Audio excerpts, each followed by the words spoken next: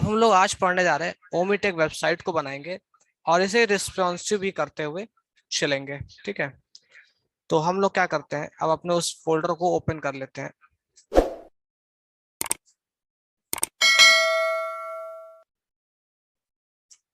हमने एक फोल्डर बनाया, इसमें एक इमेज नाम का फोल्डर है और एक फोल्डर हम सीसस बनाएंगे।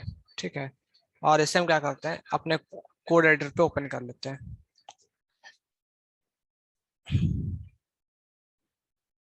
तो हमने एक न्यू फाइल बनाई, हम उसका नाम देते हैं index.html और हमने इसे ओपन किया। सबसे पहले हम बनाते हैं एक HTML का स्ट्रक्चर, जैसे हमेशा बनाते हैं ऐसे।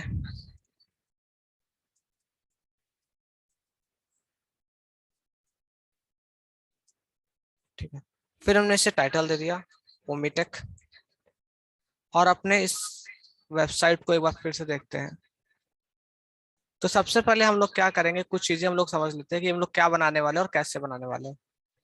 तो हम क्या करेंगे, एक बॉक्स बनाएंगे ऐसा। ठीक है, फिर उसके अंदर क्या करेंगे, एक एरिया होगा जो कि इतना एरिया होगा। ठीक है, दो बॉक्स हो गए, या एक बॉक्स ये और एक बॉक्स ये, तो टोटल एक डिव, उसके अंदर दो पार्ट। ठीक है ना, इस तरह से हम क्या करेंगे, अपना जो स्ट्रक्चर है वो डिजाइन करेंगे। ठीक है ना, फिर नीचे क्या करेंगे, ये पूरा एक बॉक्स है, ये जो पूरा यहां से है ऐसा। ठीक है, और उसमें भी क्या है, दो बॉक्स, एक ये है और एक ये है। तो सेम ऐसा स्ट्रक्चर हम क्या करेंगे, डिजाइन करेंगे। ये एक्चुअली में ऐसा नहीं है, ऐसा है, ये इतना ही होगा, ये इतना। ठीक है, तो इस स्ट्रक्चर को हम क्या करेंगे, बनाएंगे प्रॉपरली। ठीक है, तो अभी मैं इसको क्लियर कर देता हूँ और स्ट्रक्चर को हम लोग शुरू करते हैं बनाना। तो सबसे पहले हमने क्या किया, एक डिव बनाया और उसमें हमने लिखा क्लास नेव, या हम डायरेक्टली अब HTML5 कंपोनेंट का यूज कर सकते हैं। HTML5 जब हमें इंट्रोड्यूस की गई थी तो हमें यहाँ पे क्या दे दिया गया था, एक डायरेक्टली नैव टैग दे दिया गया ऐसे, तो हम उसका भी यूज कर सकते हैं। डिव क्लास नैव लिखो या सिर्फ नैव लिखो, एक ही बात है। ठीक है, फिर हमने इसमें लिख दिया डिव लोगो। ठीक है, और फिर हमने इसमें एक नैव बना लिया, बार, नैव बार।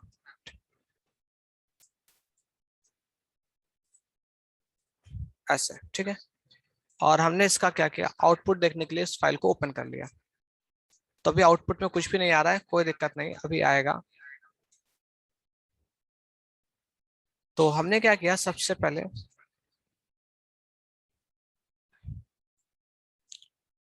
यहाँ पे लोगो लगाना था, तो मैंने क्या किया, एंटर किया और एक इमेज लगाया, और वो मैंने लिखा इमेज स्लैश लोगो डॉट, ये वेब होगा, और F5 किया तो मेरा लोगो आ गया। मैं लोगो की हाइट वगैरह सेट कर लेता हूँ। तो मैंने बोला जो इसकी हाइट है वो अप्रॉक्स 50 पिक्सल्स या 40 पिक्सल्स रखूंगा मैं, तो इतना ठीक था ना। अब हम लोग क्या करेंगे, CSS स्टार्ट करेंगे। ठीक है, तो CSS स्टार्ट करने के लिए हम लोग क्या करेंगे, एक इसके अंदर हम लोग नैव के अंदर मान लीजिए हमने एक, या ठीक है ऐसे ही, हमने एक न्यू फाइल बनाई और इसे हम सेव कर रहे हैं स्टाइल्स डॉट सीएसएस के अंदर। सॉरी, नाम है फाइल का, और ये CSS में सेव कर रहे हैं। और मैंने यहाँ पे लिंक लगाया, लिंक, और मैंने लिखा CSS/style.css। फिर मैंने यहाँ लिखा यूनिवर्सल सिलेक्टर है ये, इसे हम लोग यूनिवर्सल सिलेक्टर बोलते हैं, जो ये सभी पे अप्लाई करता है। मैंने बोला सबकी पैडिंग क्या है इस वक्त, 0 है, और सभी का जो मार्जिन है वो भी क्या होना चाहिए, 0 होना चाहिए। हमने इस सिलेक्टर के बारे में आज पढ़ लिया। ठीक है, अब हम लोग क्या करेंगे, फिर नीचे आएंगे और अभी यहाँ पे F5 करेंगे तो आपको एक फिर देखेगा, ये देखिए जो लोगो है वो साइड से आने लगा। ठीक है, फिर हम टारगेट करेंगे नैव को, तो लिखा हमने नैव, अब डायरेक्टली नैव लिखेंगे और मैं बोलूंगा पैडिंग जो है आपकी वो 5% है, ठीक है। फिर मैंने बोला 0 pixels, then 0 pixels top right and left like this. और इतना करने के बाद मैंने क्या किया, F5 प्रेस किया, तो ये हमारा शिफ्ट हो गया। मैंने कहा थोड़ा सा टॉप से भी क्या हो, पैडिंग होनी चाहिए, तो मैंने बोला 10 पिक्सल्स के वो ऐसे। हमने कहा आप ठीक लग रहा है, अगर आपको लगता है कम है तो आप 10% दे लीजिए, ठीक है। अब हम नैप बार पे जाते हैं और नैप बार क्या करते हैं, क्रिएट आउट करते हैं। तो नैप बार हम लोग जानते हैं कैसे बनाएंगे, ठीक है। बने बनाए हमारे पास नैप बार रखे होंगे, हम उन्हीं का यूज कर लेते हैं। तो वो देखते हैं कहाँ पे है मेरे पास। तो मैंने क्या किया, अपने उस फोल्डर को जाके चेक किया जहाँ पे हम लोग नैप बार पढ़ चुके हैं। मैं उस नैप बार की कोड्स निकाल लेता हूँ, CSS and nav bar, multi theme nav bar, ये ठीक है, ऐसे वाले, ठीक है। तो हम इसे क्या करते हैं, सिंपली कॉपी करके ले चलते हैं। तो हमारे पास ये एनिमेटेड नैप बार है, एक हम ये फाइल उठा लेते हैं यहाँ से और अपने उस फोल्डर के CSS पर रख लेंगे ऐसे, ठीक है। और एनिमेटेड वाली फाइल भी ले लेंगे, उससे हम कोड निकाल लेते हैं। ये एनिमेटेड नैप बार है, इससे हम क्या करेंगे, वो कोड निकाल लेंगे। तो मैंने इससे क्या किया, वो कोड निकाल लिया। ये यूएल नैप बार है, इससे मैं यहाँ से कट कर लेता हूँ, कॉपी, और हमने क्या किया, इसको पेस्ट कर लिया, सेव कर दिया। और यहाँ पे उसका भी लिंक लगा लिया जो मैंने अभी फाइल लाया था। तो मैंने लिखा CSS/nap एनिमेटेड। और इतना करने के बाद मैंने अपने पेज को F5 किया, तो हमारे पास ये नैप बार आ गए। अभी क्या है, ये लेफ्ट राइट नहीं आ रहे, तो हम इन्हें लेफ्ट राइट सेट कर लेंगे। तो इसके लिए हम क्या करेंगे, नैप को यहाँ लिख देंगे, सॉरी नैप स्पेस, मैंने बोला लोगो, और इसको मैंने बोला फ्लोट लेफ्ट ऐसे, ठीक है। तो ये हो गया, और दूसरा वाला राइट में जाएगा। तो मैं इसको क्या बोलने वाला हूँ, ये क्या है मेरा नैप बार। तो मैंने बोला नैप बार जो है हमारा वो फ्लोट राइट में जाएगा, सिंपली। तो ये हमारा वर्क हो गया।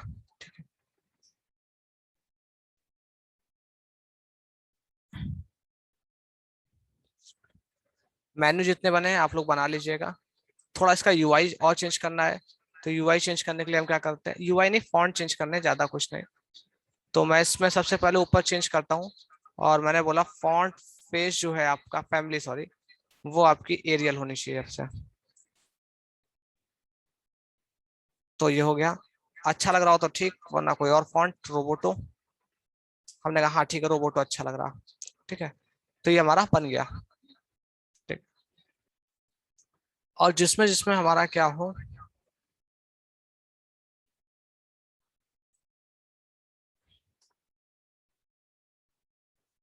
चलो ये आइकन लगाना बता दिए जाएंगे अभी।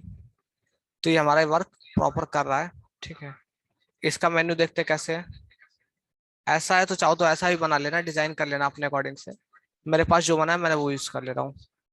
अब इसमें क्या करते हैं, थोड़ा सा मैं यहाँ पर आकर बॉर्डर, बॉक्स, शेडो, और मैंने बोला 1 pixels, 1 pixels, 3 pixels, 1 pixel, 2 pixels, and grey colour की।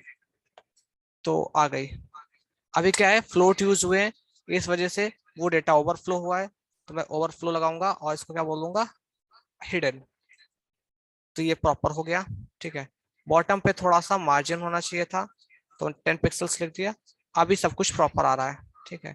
अगर आपको लग रहा है कि यहाँ पे सब नहीं प्रॉपर आ रहा है, तो वो भी प्रॉपर हो जाएगा। उसके लिए आप क्या कर दीजिए, यहाँ बोलिए पैडिंग टॉप 5 पिक्सल्स, 8 पिक्सल्स। आप देखिए इक्वल हो गया है, ठीक है। तो इस हिसाब से आप इसको प्रॉपर कर सकते हैं, ठीक है। इसमें हम लोग और चीजें पढ़ते हैं। अब हमारा इसमें है नीचे वाला एरिया, तो नीचे वाला एरिया बनाते हैं हम। तो हमने बनाया हेडर ऐसे, और इस हेडर में क्या किया, कॉपी किया और मैंने बोला ये हेडर है। अब हम इसमें जो हाइट डालने वाले हैं वो हम डाल देंगे 100 VH। 100 VH का मतलब हो जाता है ये हमारा व्यू हाइट होती है, ठीक है। तो ये पूरी क्या करेंगे, 100% व्यू हाइट लेगा। अभी क्या करेंगे, हम इसको स्क्रॉल करेंगे, देखिए तो ये स्क्रॉल हो रहा है, ठीक है। हमने नहीं, हमें स्क्रॉल नहीं होने देना है, हम इसे फिक्स करते हैं। तो हम क्या करेंगे, अपने नैप बार पे जाएंगे, मैंने आपको पोजीशन पढ़ाई थी, और आप उसे क्या कर देंगे, फिक्स्ड कर देंगे। तो जैसे फिक्स्ड करेंगे तो ये देखिए कुछ इस तरह से हो जाएगा। फिर आप इसके क्या कर देंगे, विड्थ जो है वो 100% कर देंगे ऐसे। 100% ज्यादा हो गई तो आप इसे 100 व्यू विथ कर दीजिए, तभी ज्यादा हो रही है। पैडिंग वर्क नहीं कर रही है, कोई बात नहीं। स्टिकी, स्टिकी प्रॉपर है, लेकिन हमें फिक्स ही करना पड़ेगा। अभी हम इसको फिक्स करते हैं तो ये हुआ। और जब मैंने इस पर विथ डाली 100%, तो ये बहुत ज्यादा आउट जा रहा है। तो इसको देखने के लिए इससे हम हाइट करते हैं, उधर जा रहा है ये, ठीक है। अभी चेक कर लेते हैं इसको, ऐसा क्यों हो रहा है ये।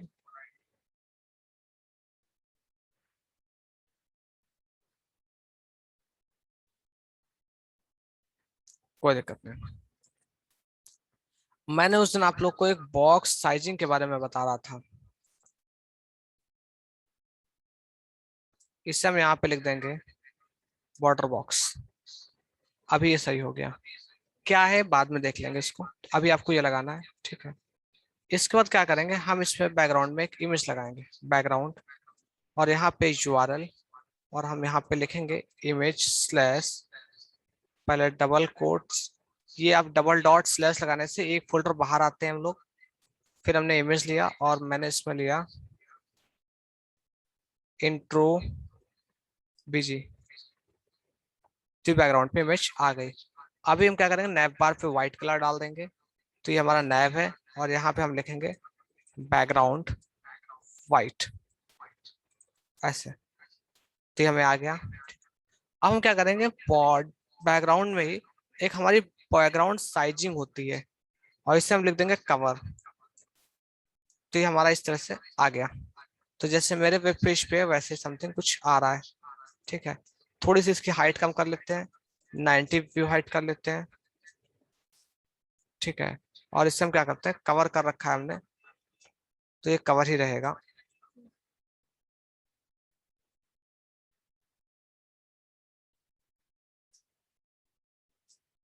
100 है, ठीक है। अब हम क्या करेंगे, पीछे आएंगे, और ये हमारा जो फिक्स्ड है नैव, और ये हमारा हेडर है। इस हेडर को यहाँ से कट करेंगे और इस हेडर में क्या रख देंगे, हम अपना नैव रख लेंगे ऐसे। तो ऐसे ठीक आ रहा है, ठीक है। अब हम क्या करेंगे, इसमें कंटेंट लिखेंगे अपना, या बाहर ही ठीक था वो, कोई दिक्कत नहीं। हम इसको अब डिजाइन करते हैं। तो इसमें हम क्या करेंगे, सबसे पहले लिखेंगे div डॉट रो, रो बनाएंगे। फिर हम इसमें लिखेंगे div कॉल, ठीक है।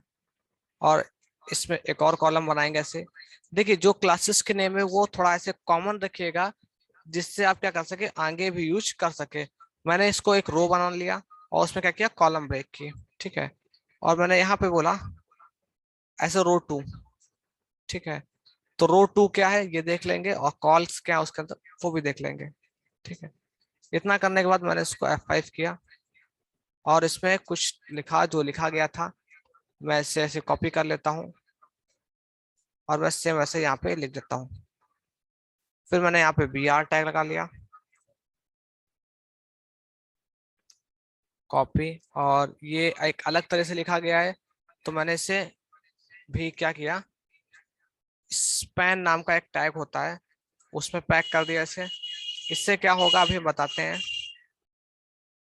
और हमने यहाँ पे नॉलेज तक गए और यहाँ पे एक BR लगाया और एंटर कर दिया। अगेन मैंने यहाँ पे स्पैन को कट किया और इसको यहाँ पे पेस्ट कर दिया। इतना करने के बाद हम अपने वेब पेज पे F5 करेंगे तो टेक्स्ट आया, लेकिन हमें दिखाना ही थी। कोई दिक्कत नहीं है, अभी इसको भी देख लेंगे क्या प्रॉब्लम है। ठीक है, अब हम क्या करेंगे, नीचे इमेज लगानी है तो इमेज लगा लेंगे। ये हमारी इमेज है और इसमें इमेज लगी है हमारी image slash about intro image से। ये इमेज आ गई। इसको हम बोलेंगे जो इसकी विड्थ है वो 100% है, तो ये ऑटोमेटिक फिट हो जाएगी। अभी ठीक है इतना। अब हम इसे डिजाइन करने जा रहे हैं CSS से। तो सबसे पहले जो हमारा ये हेडर है, हेडर पे जाएंगे हम और हम यहाँ पे बोलेंगे कि जब की पैडिंग है वो आप टॉप से दे दीजिए, अप्रोक्स मान लीजिए 100 पिक्सल्स। तो देखिए अब हमें वी प्रोवाइड बेस्ट नॉलेज मिल गया है। ठीक है, फिर हम क्या बोलेंगे, एंटर करेंगे और डॉट लगाएंगे, रो 2 लिखेंगे और उस पर नीचे आएंगे और लिखेंगे dot row 2 space dot col float left. ठीक है, और यहाँ पे मैं लिख दूंगा जो विद है वो 100% है आपकी। तो ये देखिए अगल बगल हो गए। ठीक है, फिर मैं इनकी विद भी सेट कर दूंगा। विद है आपकी 50%। ठीक है, देखिए हो गया। ठीक है, अब हम क्या बोलेंगे, जो हमारा हेडर है, ये हेडर है, इस पे हम बोलेंगे पैडिंग जो है आपकी वो आपकी होनी चाहिए 10 पिक्सल्स, वही जो सेम ऊपर लगी थी ये पैडिंग। तो मैंने इसे कॉपी कर लिया और मैंने क्या किया, इसे पेस्ट कर दिया। तो ये कुछ इस तरह से हुआ, कोई कहीं चला गया।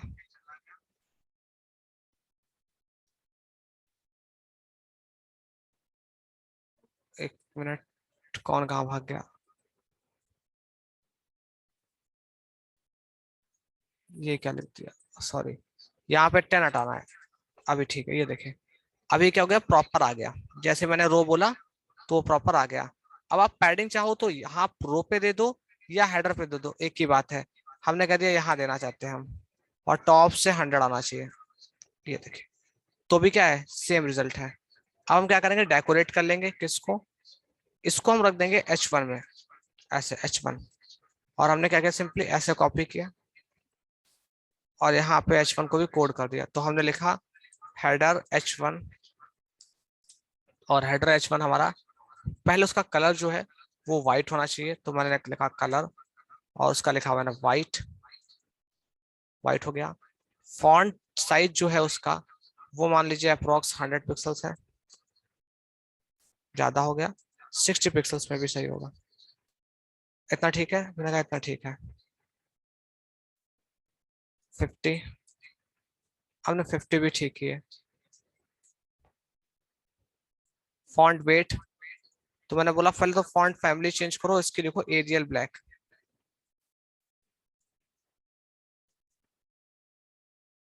ऐसे, तो ये डार्क हो गया, हमारा भी डार्क वो भी डार्क। अब जो स्पैन है उस पर भी काम कर लेते हैं।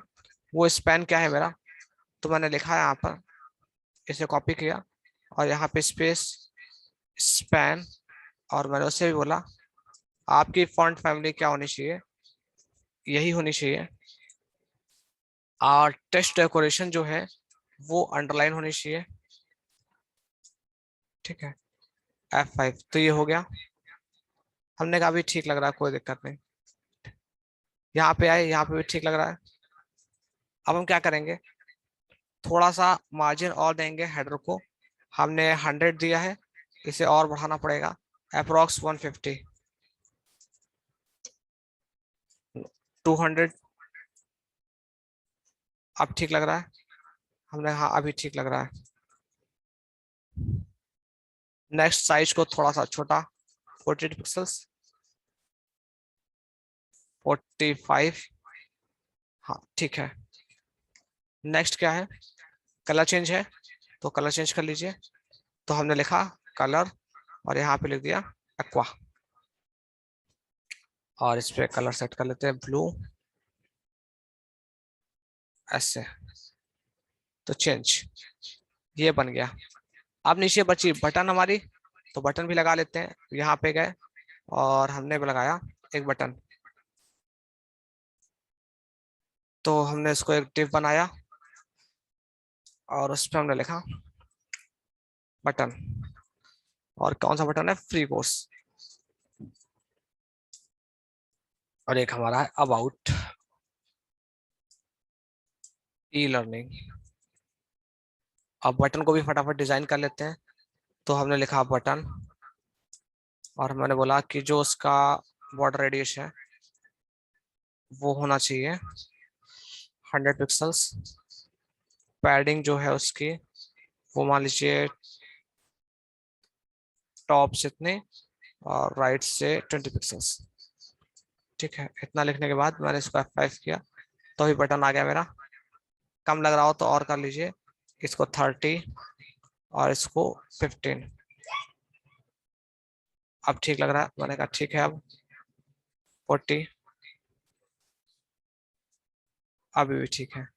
तो मैंने इस पे कलर डाला, कलर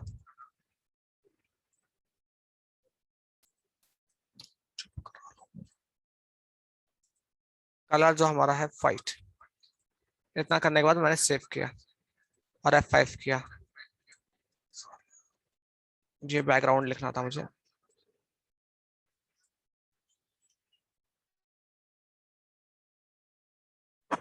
तो अभी देखिए इस चीज को सेव करते हैं और अभी हम F5 करेंगे तो ये हो गया।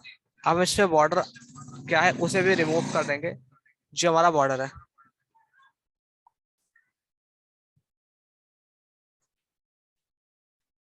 अब इसमें हम क्या करेंगे, इसका बॉर्डर जो है वो नन कर देंगे। ये हमारा पूरा क्या हो गया, बन के तैयार हो गया है। ठीक है, अब जो इसको हम लोग रिस्पॉन्सिव करने वाले हैं, तो उसे रिस्पॉन्सिव करने के लिए हम क्या करेंगे, इसका स्ट्रक्चर बना रहे थे। ठीक है ना, क्योंकि रिस्पॉन्सिव हम लोग हर एक स्ट्रक्चर को नहीं कर सकते हैं, हमारे बताए हुए स्ट्रक्चर को ही कर पाओगे, या आपका स्ट्रक्चर जैसा हो वैसा रिस्पॉन्सिव कोड करना पड़ता है हमें। ठीक है, तो इसलिए हमें क्या है, इतनी मेहनत करनी पड़ गई इसमें। अभी मैं इस मीटिंग को रिस्टार्ट करता हूँ, उसमें हम लोग देखेंगे कि हम लोग इसे रिस्पॉन्सिव कैसे करेंगे।